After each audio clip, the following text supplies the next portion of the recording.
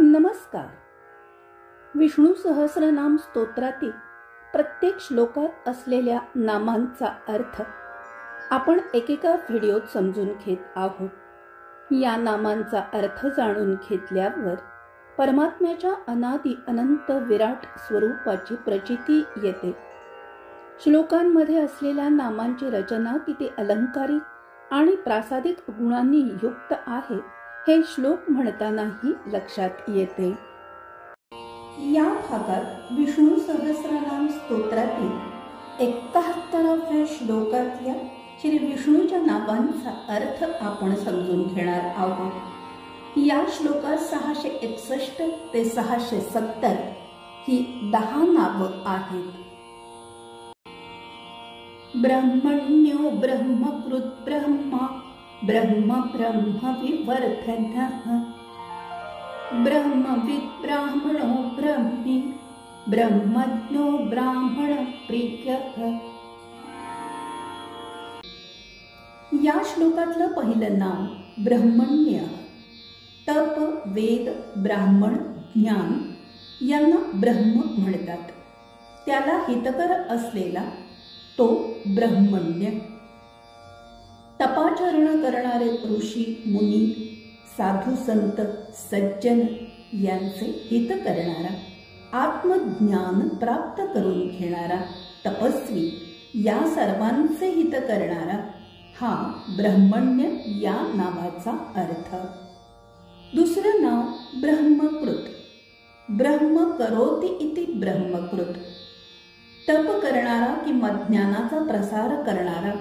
उदाहरणार्थ वेदव्यास, कपिल मुनी हे भगवंतांचे ज्ञान कार्यासाठी झालेले अवतार आहेत.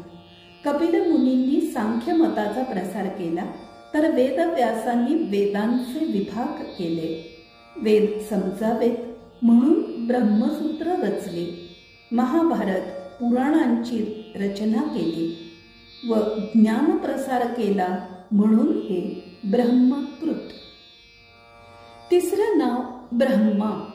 मूळ शब्द ब्रह्मन, अनंत पुल्लिंगी. ब्रह्मदेव सृष्टी निर्माण करणारा, या समस्त सृष्टीचा कर्ता, विश्वकर्ता या नात्याने परमात्मा हा ब्रह्मा, तर अकर्ता या नात्याने तोच ब्रह्म आहे. चौथं नाव ब्रह्म. मूळ शब्द ब्रह्मन, अनंत नपुंसकलिंगी. ब्रह्मा हे अर्वाचीन पद आहे तर ब्रह्म हे प्राचीन. इथे कर्तृत्व आणि भोक्तृत्व संभवत नाही. ब्रह्म हे निर्गुण निराकार स्वरूप आहे. परब्रह्म म्हणजे चैतन्याने युक्त, सर्व गुण संपन्न, सर्वोत्तम परमात्मा. पाचवं नाव ब्रह्म विवर्धनः. वेद, तप, ज्ञान इत्यादी गुण वाढवणारा. जे फक्त तप, वेदाध्ययन करून भगवंताचे स्वरूप जाणून घेण्याचा प्रयत्न करतात, त्यांची उन्नती करणारा व त्यांना मोक्ष देणारा हा ब्रह्म विवर्धन या नावाचा अर्थ. सहावं नाव ब्रह्मविद. ब्रह्म वेत्ति विंदते वा इति ब्रह्मविद. जो ब्रह्म म्हणजे वेदविद्या जाणतो किंवा मिळवतो तो ब्रह्मविद. या नामात विद म्हणजे जाणणे आणि विदविंद म्हणजे मिळवणे असे 2 अर्थ आहेत. परमात्मा सर्व काही जाणणारा आहे म्हणून ब्रह्मविद हे त्याचे नाव.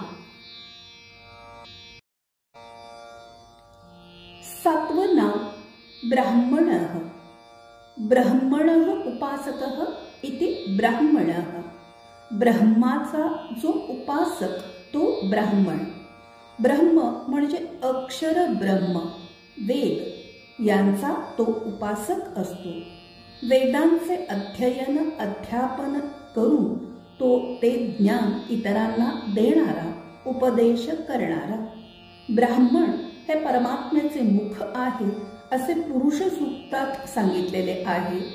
ब्राह्मणोस्य मुखम आसीत. 8वं नाव ब्रह्मी. ब्रह्म एव स्वम यस्य सह ब्रह्मी. ब्रह्मच ज्याचे थन तो ब्रह्मी. ब्रह्म म्हणजे वेद आणि वेदार्थ दोन्ही. तो या उभयविध थनाने संपन्न असतो. तो परमात्मा जीवाला ब्रह्मी स्थितीत घेऊन जातो. देहधारी जीवाला या अवस्थेला येण्यासाठी काम, क्रोध इत्यादी षड्रिपूंना दूर करावे लागते. संत, ऋषी, मुनी हे अडथळे ज्ञानाची उपासना करून पार करतात. हे सर्व करण्यास भक्तांना मदत करणारा हा ब्रह्मी या नावाचा अर्थ. 9वं नाव ब्रह्मज्ञ. ब्रह्म जानाति इति ब्रह्मज्ञ. ज्ञ म्हणजे जाणणे. वेद ही भगवंताची निर्मिती आहे. वेदविद्या जाणणारा परमात्मा आहे म्हणून ब्रह्मज्ञ हे त्याचे नाव.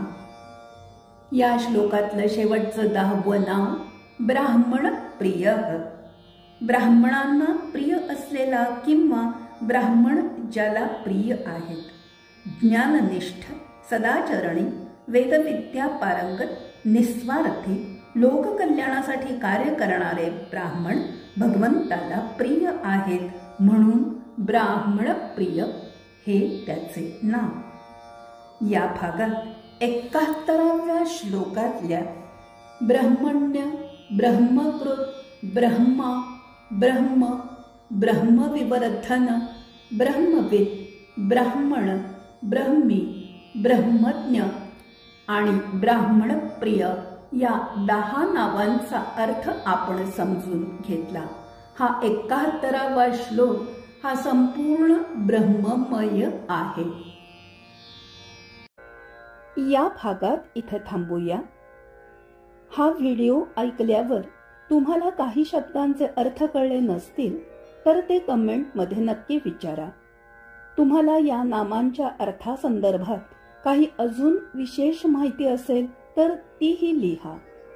व्हिडिओ आवडला असेल तर लाईक, शेअर, सबस्क्राईब करालच. नवीन व्हिडिओचे नोटिफिकेशन मिळण्यासाठी बेल आयकॉनवर पण क्लिक करा. धन्यवाद.